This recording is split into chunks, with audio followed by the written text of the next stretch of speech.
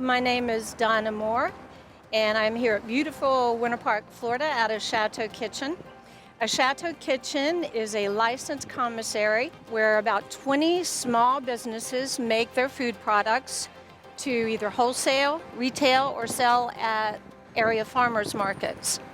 We have about 20 businesses that manufacture everything from ice cream to cakes to cookies to chocolates, shortbreads, goodness, we make it all, fabulous sauces. And we want to thank Signature Chefs of Orlando for featuring some of our wonderful chefs on their program. Thank you so much. Hi, welcome to Signature Chefs of Orlando. My name is Kathy Belosa. I own Kathy's Cajun Cuisines, is a gourmet jams, jellies, relishes, and pickled vegetables company. Today we are making some jalapeno jelly. Taken the vinegar and the sugar and have heated it to a boil. You can see it's rapidly boiling. I have a half cup of jalapeno peppers that have been minced, 3/4 of a cup of bell peppers that also have been minced. And I'm gonna add this to the hot vinegar and sugar brine.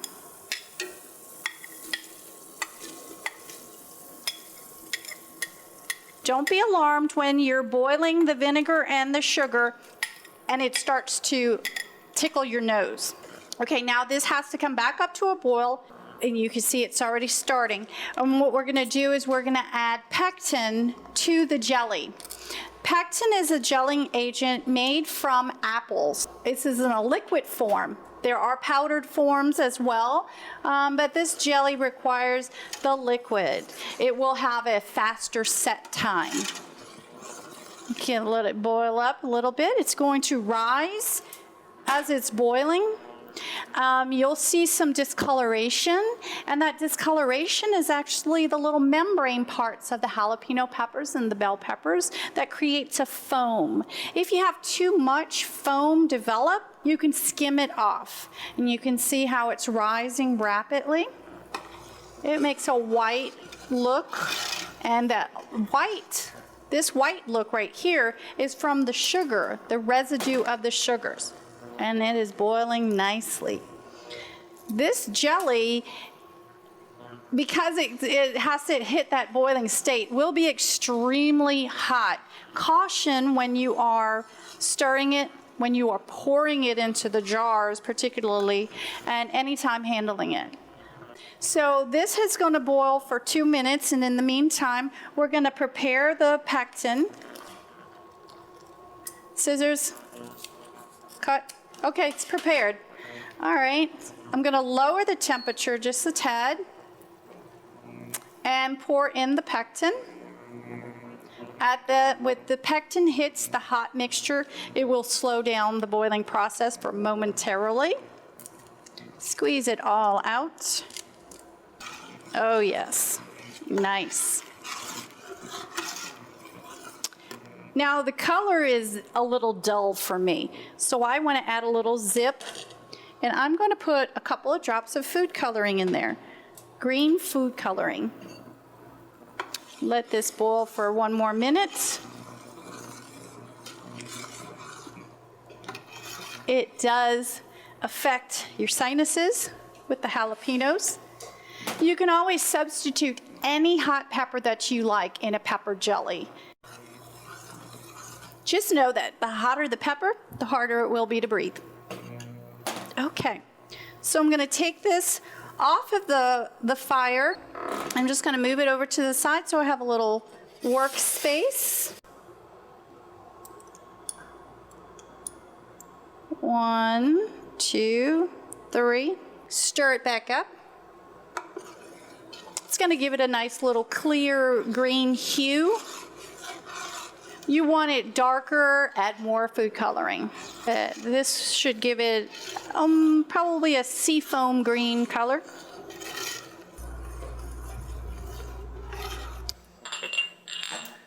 We'll take regular 8-ounce jars, and we're gonna put them into our hot canner. Our canner has boiling water that's 320 degrees or higher, 360, 320. You wanna put hot liquid into hot jars. So we'll add our jars to our canner. Use tongs for safety. The water is unforgiving, so just be careful. Now I have some jars in here that I prepped from before. You can see they're steaming hot. And we're going to add the liquid to these jars. Okay, one more stir. The settlement of the foaminess from the membrane settles on top, so you just stir it back up, mix it back in, and it disappears. Okay, you can see there's chunks in there, and it's just going to pour into the jar. And fill it up. You want to fill it up to about 1/8 of an inch to the top. If you overfill it, it's going to create issues when you're processing it for sealing. All right. You can see the chunks, and you can see that the particles of the peppers rose to the top. Now, when it goes back into the canner, they will be evenly distributed. And if not, you turn it upside down when you take it out of the canner before it cools, and the bits of the pieces will be a little bit more distributed evenly. Okay, so we need a wet paper towel, and you can easily use the water from your canner. But again, it is unforgiving, so just be careful. Know that it is very hot. Wipe the tops and the sides, and that towel will get hot. Now the jar itself is extremely hot now because the jelly was at a boiling state. So I'm going to want to use a little bit more protection when I'm sealing them, when I'm putting the bands on. Okay, so we have lids that need to go into the canner to warm up the sealing gasket. Okay, those don't need to stay in very long, but we are going to take our handy dandy lid catcher and pull them back out and seal them. See if we can get a double. Yeah, we got a double. Makes it go by a little bit quicker. Okay. And the bands, you need your bands. Now, when sealing the jars, don't put them on too tight, but don't put it on too loose. If it's too tight, the air will not be able to be released. And if it's too loose, you'll lose air and product. And it's hot.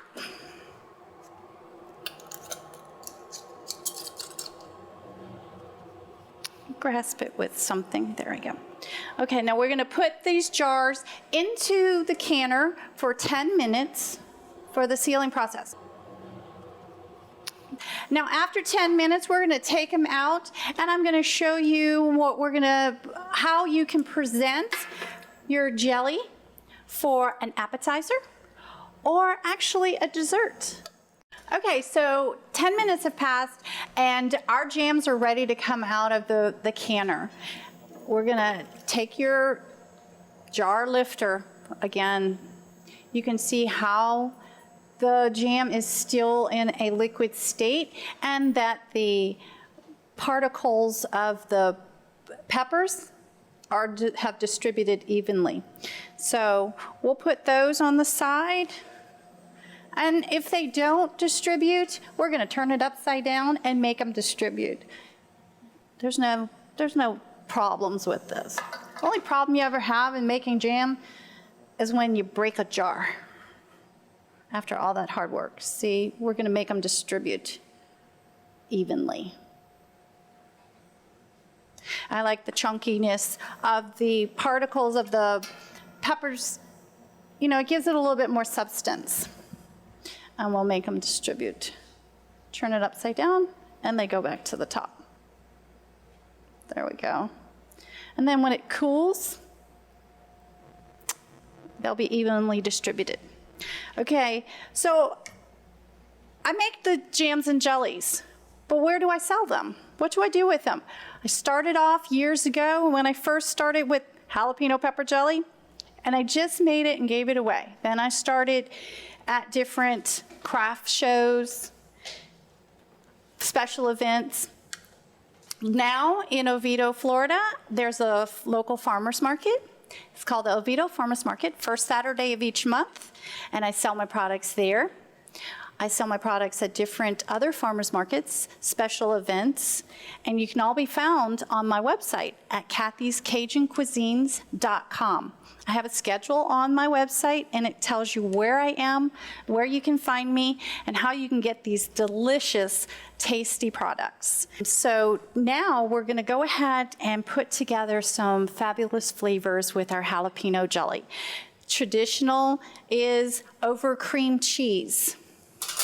So we'll take this one that's already prepared and cooled, so it's in a gelling state already. This is our finished product, and you just distribute it over the cream cheese. Now, if it's a little looser, fine, because it will fall over the sides. This one's a little firmer. So you just top it with the cream cheese, top the cream cheese with the jalapeno pepper jelly. And we'll start with some biscuits. Breakfast, start your morning off with some zip. I do have some customers who take I have a habanero pepper jelly, and they have that with their peanut butter on their bagels. I am not kidding you. So you take your biscuits, freshly baked biscuits, and top it with some jalapeno pepper jelly. Or, of course, you could use any of my other line of products. I have some called strawberries dipped in champagne jam. I have summer berry splash, which is a combination of 3 different berries, blackberry, blueberry, and raspberry, with a little berry vodka in it. I seem to like to use alcohol in my jams. Alcohol used in a jam is not a problem, because jam has to come to a boiling state, and at a boiling state, the alcohol is burned off. So you just have the flavor. So don't be concerned about any alcohol that's in your jam. Okay, this pepper jelly is the one we just made, so it has not gelled yet. It's still very hot, so it would be a little thicker, but if you warmed it up, it's called syrup.